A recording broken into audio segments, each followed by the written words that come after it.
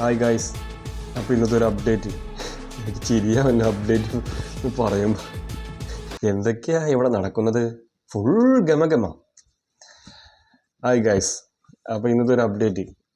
നേരത്തെ അതുകൊണ്ടാണ് ഒരു ഇൻട്രൊഡക്ഷൻ പാളിപ്പോയത്. അപ്പോൾ ഈ എന്താ പറയുക, ഇന്ന് ഞാൻ ഉദ്ദേശിച്ചത് ഇന്നലെ ആയിട്ടെന്ന് തോന്നുന്നു. ഇന്നലെ മോഹൻലാൽ ഫസ്റ്റ് ലുക്ക് ഒരു പോസ്റ്റർ, തരുൺ മൂർത്തിയുടെ നെക്സ്റ്റ് സിനിമ. എൻ്റെ ക്യാരക്ടർ ഞാൻ പറയണത് നിങ്ങൾ കണ്ടാണ്. അത് അടിപൊളി ഒരു ക്യാരക്ടറാണ്. ഇവിടെ അതല്ല പ്രശ്നം.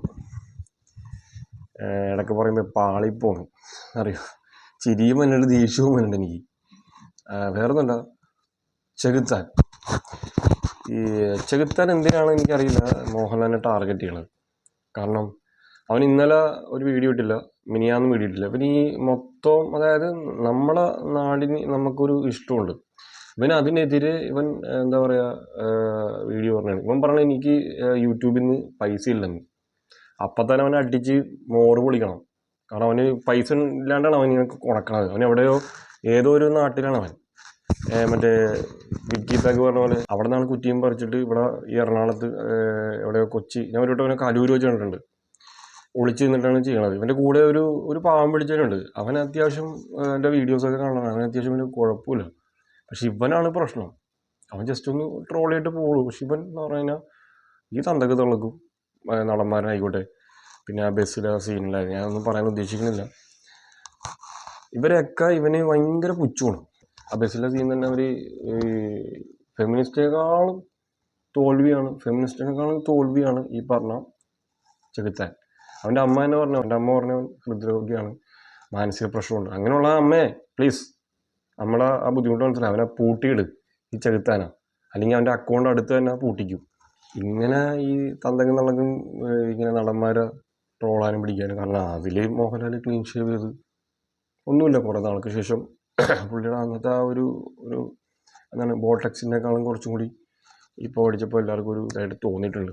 എന്നാലും പഴയതിൻ്റെ അത്രയും വന്നില്ലെങ്കിലും കുഴപ്പമില്ല. പുള്ളിക്ക് ചെയ്യണം മാക്സിമം അങ്ങനെ ചെയ്യാൻ പറ്റും. പുള്ളിക്കാരനൊന്ന് താടി ഒന്ന് പഠിച്ചു നോക്കി. അതുപോലെ തന്നെ തരുൺ മൂർത്തിയുടെ ഫസ്റ്റ് ലുക്കിൽ അടിപൊളിയായിട്ടുണ്ട്. ചെരുപ്പ് പിടിച്ചിട്ട് ആ യൂണിഫോം ഇട്ട് പോലീസ് ആ വേഷത്തിലുള്ള ഒരു സംഭവം, അതിൻ്റെ കുഴപ്പമില്ല.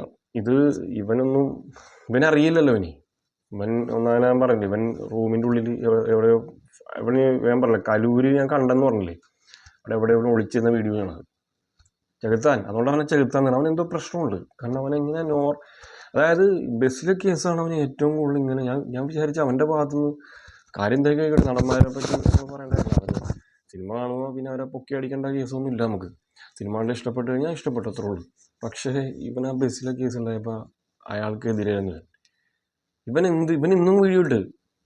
അപ്പോൾ അത് ചിലവരൊക്കെ കമൻറ്റ് നല്ല പച്ചത്തറിയൊക്കെ പറയണം. അങ്ങനെ പറഞ്ഞിട്ട് കാര്യമില്ല. ഇവൻ്റെ അക്കൗണ്ട് പൂട്ടിക്കണം ഈ ചെകുത്താന്ന് പറഞ്ഞാൽ. അല്ലെങ്കിൽ ഇവൻ്റെ അമ്മ പറഞ്ഞ പോലെ ഇവൻ എവിടെയെങ്കിലും അല്ലെങ്കിൽ ഇവനെ എന്തിനാണ് ട്രീറ്റ്മെൻറ്റ് അതും ചെയ്യണം. കാരണം ഇവിടെ അലൻ ജോസ് പെരേരുണ്ട്, അവനൊക്കെ വേറൊരു ടൈപ്പ് കോമാളികളായിട്ട് പോണു.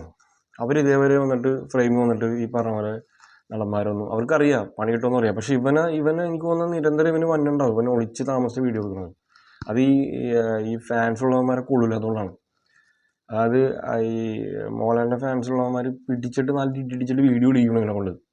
അതായത് എപ്പോഴെങ്കിലും കലൂരാണെങ്കിൽ കലൂർ ഇവനെ വീഡിയോ ഇടിച്ചിട്ട് ചെയ്യണം. കാരണം അവർക്കെതിരെ കേസ് ഇരിക്കും. കാരണം ഒരാളെ നമ്മൾ തല്ലാൻ പാടില്ല. പക്ഷെ എന്നാലും ഒരു സഹിക്കണ ഒരു പരിധിയില്ലേ ഗൈസ്.